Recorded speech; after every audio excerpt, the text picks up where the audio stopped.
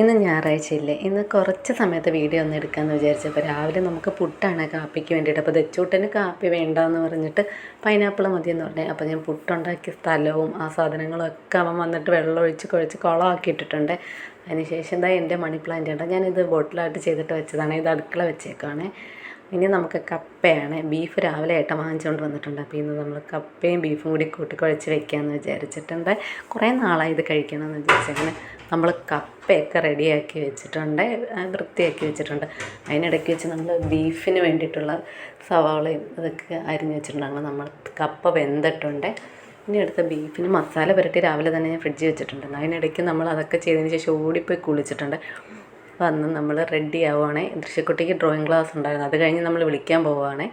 ഏട്ടനില്ലാത്തതുകൊണ്ട്. എന്നിട്ട് അവൾക്കൊരു ചെറിയ ചുമയുണ്ട്. അപ്പോൾ അതൊക്കെ കഴിഞ്ഞ് നമുക്ക് ഹോസ്പിറ്റലിൽ ഒന്ന് കൊണ്ടുപോകണം. അപ്പോൾ ഇതൊക്കെ കഴിഞ്ഞ് നമ്മളിത് ഇപ്പോൾ ഓടി വരും. വീഡിയോ എടുക്കാൻ പറ്റുമെന്നൊന്നും അറിയത്തില്ല. നമ്മളതൊക്കെ കഴിഞ്ഞ് വന്നിട്ടുണ്ട്.